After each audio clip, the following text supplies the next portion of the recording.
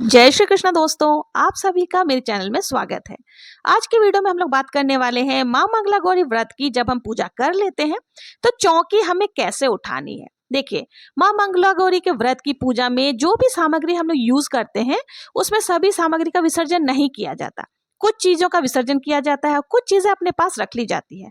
तो देखिए, जब हम पूजन कर लेंगे तो पूजा के 10 से 15 मिनट के बाद हमें क्या करना है, जो भोग हमने समर्पित किया था वो उठा लेना है। उसको प्रसाद के रूप में सभी में आप बांट सकते हैं, और जिसने व्रत किया है उसे भी ये पारण के बाद जरूर से इस प्रसाद को देवी का प्रसाद के स्वरूप में खाना चाहिए। ठीक है, इस तरह से हमारी पूजा कर लेनी है। अगले दिन हमें क्या करना है, चौकी उठानी है। जैसे मंगलवार को हमने व्रत किया है तो मंगलवार की बुधवार को हमें सुबह सुबह स्नान आदि से निर्वृत्त होकर के हमें पूजन करनी है और ये चौकी को हटाना है।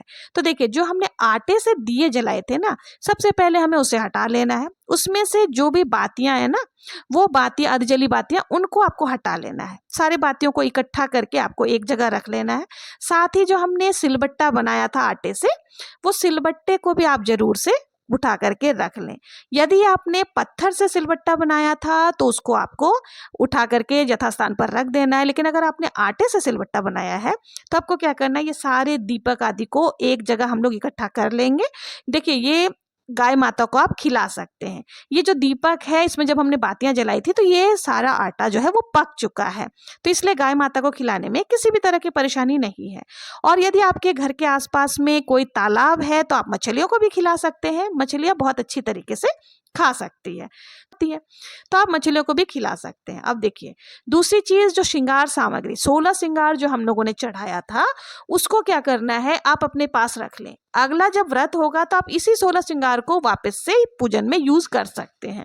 और जो माता रानी को हमने चुनरी चढ़ाई थी, तो आप वो चुन्नी को भी उठा करके रख सकते हैं। यदि आपने कोई ज्वेलरी या साड़ी आदि चढ़ाई है तो उससे भी आप उठा करके रख सकते हैं। और जब आप व्रत का समय वो करेंगे, उद्यापन करेंगे ना, तो आप इनका दान उस समय कर सकते हैं।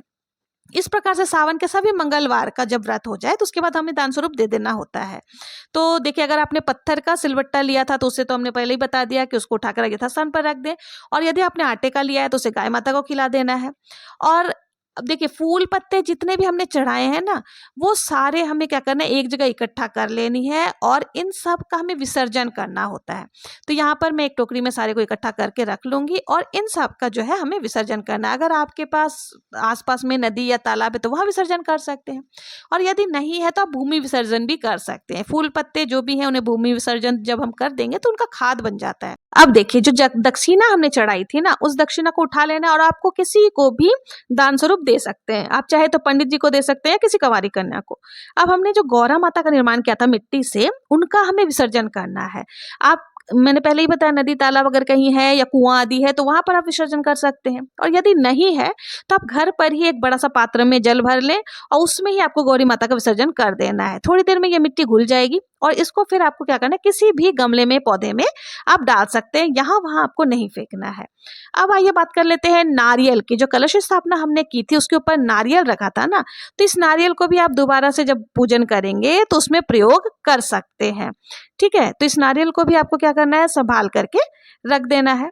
और जो ये पूर्ण पात्र है और जो हम लोग कलश के अंदर में आम के पल्लव या अशोका के पल्लव आपने लगाए थे, पंच पल्लव लगाए थे, इनको अभी हमें विसर्जन करना है। जो हमने फूल पत्ती आदि इकट्ठा करके रखा है उसी में हमें विसर्जन कर देना है। ठीक है, अब देखिए, ये जो जल का लोटा है, जो कलश में जल भरा हुआ है, इसका हमें क्या करना है, इसके अंदर जो हमने हल्दी की गांठ, सुपारी, सिक्का आदि डाला था, उनको भी आप निकाल करके रख लें। और उसको भी हम दोबारा जब दूसरे मंगला गौरी का दूसरा व्रत करेंगे तो उसमें हम लोग इसको यूज कर सकते हैं। और देखिए, जल के अंदर, मतलब कलश के अंदर जो जल है ना, उसको आपको पूरे घर में छिड़काव जरूर से करना है। पूरे घर में पॉजिटिविटी का वास होता है, बहुत ही अच्छा माना जाता है। ठीक है, अब जो ये हमने शिव जी, माता पार्वती, सभी की जो तस्वीर या मूर्ति आपने ली थी, उनको यथास्थान, जहां भी पूजा का स्थान आपका है वहां पे विराजमान आपको कर देना है। जो हमने कलश के नीचे चावल रखनाए थे अक्षतों से, और जो पूर्ण पात्र हमने रखा था, उन चावलों का हमें क्या करना है, तो देखिए, इन चावलों में थोड़ा सा और चावल मिक्स करके आपको किसी को भी दान स्वरूप दे देना है।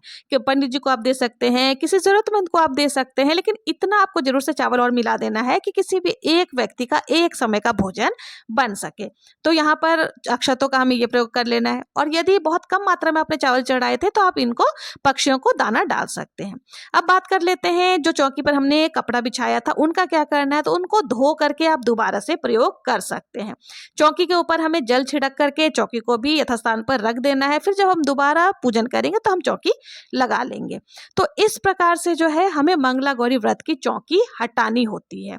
आशा आप लोगों को समझ में आ गया होगा कि मंगला गौरी व्रत के पूजन के बाद हमें चौकी किस प्रकार से हटानी है।